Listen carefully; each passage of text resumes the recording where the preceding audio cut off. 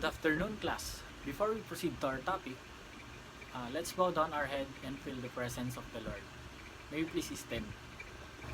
Thank you for the new day you bestowed upon us.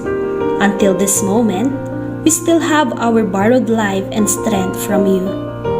We worship and praise your holy name.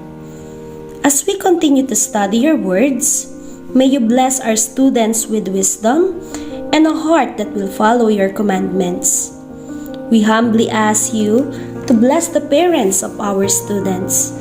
May you shower your abundant blessings to each of their homes. Protect every one of us. This I pray in the most precious name of Jesus. Amen. Okay, sit down and relax as we dive to our topic. So, first, before we proceed or we dive to our topic, let me introduce you my classroom rules. First is don't talk unless you will recite. Kasi minsan nag-recite tayo ng chorus kaya hindi mo alam kung sino ang nag-recite doon and hindi mo alam kung sino ang may idea doon. Next one is raise your right hand if you want to recite. Kasi kapag nagsasalita ka lang dyan at yung katabi mo lang ang nakikinig, hindi mare-recognize yung idea mo or hindi maiko-correct kung tama ba yung idea mo or mali. And lastly is listen attentively. Why? Because I'll be calling some students to recite kung ano ba yung tinatanong ko regarding to our topic. And I hope you will cooperate, everyone. Again, good afternoon, class. I am your professor for today. I am Nino Andrew R. Lorenzo, but you can call me Sir Nino for short. Okay, let's have a game. This game called Sagot Mo, Premyo Mo. And kung masasagutan mo ito is merong prize na manggagaling sa akin, at kung masasagutan mo yung tanong is mananalo ka. And ang mechanics nitong larong ito is magpa-flash ako ng picture and magbibigay ako ng clue and sasagutin nyo. Ganun lang kadali. Okay, here is the first one. It is the expression of ideas and emotions through medium like painting, dancing, and etc. Okay, next one is skill and relation in making objects like carving and etc. Lastly, it is a country that is found in Southeast Europe and it starts with letter G and ends with letter E. And now, are you now familiar to our topic for today? Yes, it is Arts and Craft of Greece. Here are the rubrics. Okay, may we proceed to the first presenter. The Parthenon is a temple dedicated to Athena, the goddess of wisdom and war, and it stands as a monument for democracy that has withstood many trials and tribulations of history. Okay, let's clap for Mr. Hans. And gaya nga ng sabi kanina is Parthenon. Ano nga ba ang Parthenon? So ang Parthenon is isang templo and located po ito dito sa may bansang Greece, and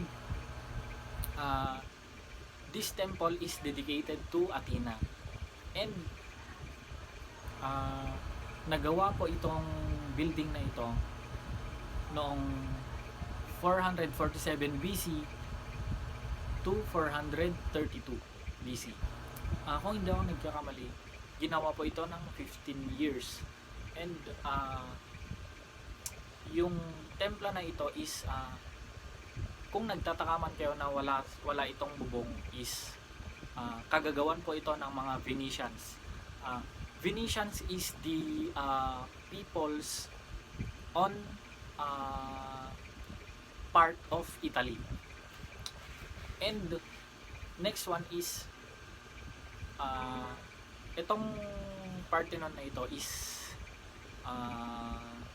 ginawa itong Christian church ng mga Athenians. And for the informations of the everybody, let's watch this video. The Parthenon is not just a temple but a masterpiece of ancient Greek civilization that continues to inspire and captivate people from all over the world. Not many people know that the Parthenon was not always a temple dedicated to Athena. In fact, before the Parthenon was built, there was an older temple on the same site, called the Hecatompedon, which was also dedicated to Athena. The Hecatompedon was a much simpler structure, without the elaborate decoration and sculpture that would come to characterize the Parthenon. When the decision was made to build a new temple to Athena, it was decided to reuse some of the materials from the Hecatompedon, including some of the marble columns. This was done in order to save time and resources, and to ensure that the new temple could be built quickly and efficiently. Today, the Parthenon remains one of the most visited tourist attractions in Greece, drawing millions of visitors each year from all over the world. It was the first and largest shopping center of the antiquity and became the main meeting point of the Athenians period. Okay, next one is Stoa of Attalos. Stoa of Attalos. Ano nga ba ang Stoa of Attalos? It is the first largest city shopping center and meeting point at the Athenians in Greek. So, dito po sila bumibili ng mga foods, clothing, and etc.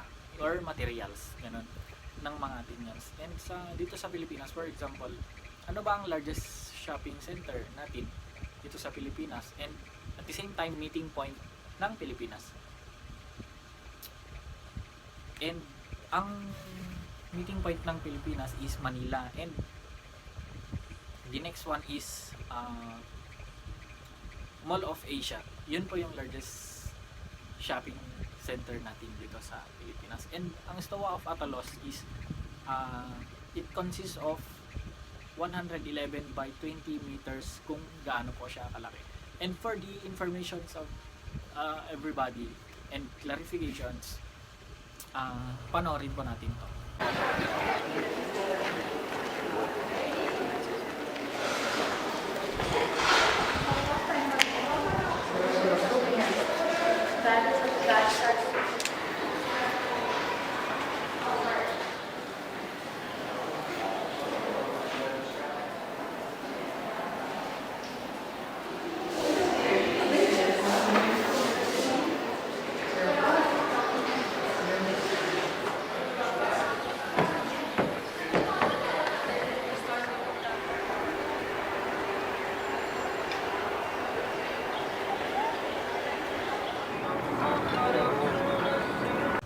Okay, next one.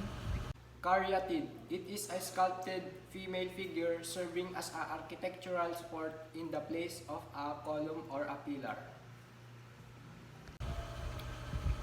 Okay, next one is Caryatids. Ano ba ang Caryatids sa Athens? And paano ba ito nai-relate sa arts ng Greece? Ang Caryatids is ito po yung parang poste na ginawa nila na parang at the same time poste and sculpture ng mga babae, and parang naghahawak sila ng sacred objects na ginagamit ng mga gods and goddesses nila kapag may feast. And panoorin po natin itong video na to kung ano po ang Caryatids. Vase paintings, mythological themes. Greek paintings frequently featured mythological narratives showcasing gods, heroes, and legendary events. So next one, okay, thank you Mr. Presenter. And next one is vase paintings. Ano nga ba ang vase paintings sa kanila? And ang vase paintings sa kanila is ang materials na ginagamit dito is clay. And ano yung mga pinoportray ng mga paintings nila sa kanilang mga vase? Ang mga pinoportray nila is yung mga events, yung parang fiesta nila, ganon, mga war, mga dances or cultures and etc. And panoorin po natin itong video para sa ganon is madagdagan pa po yung informations na kung ano ba ang base paintings sa kanila.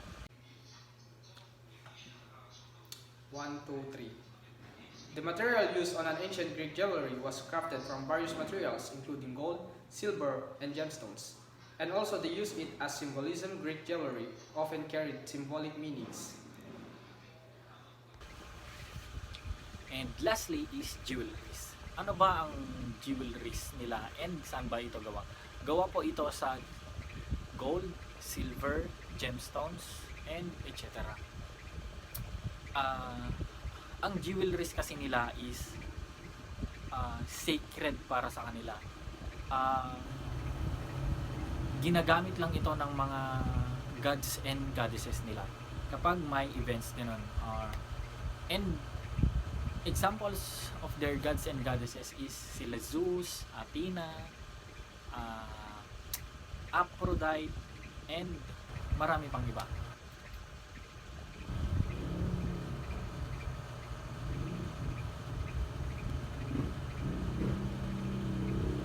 And for the next activity, draw an Athenian building. Mag-isip kayo kung anong mga designs, kung ang gusto nyo, ganon. And present it mamaya. So, here are the rubrics.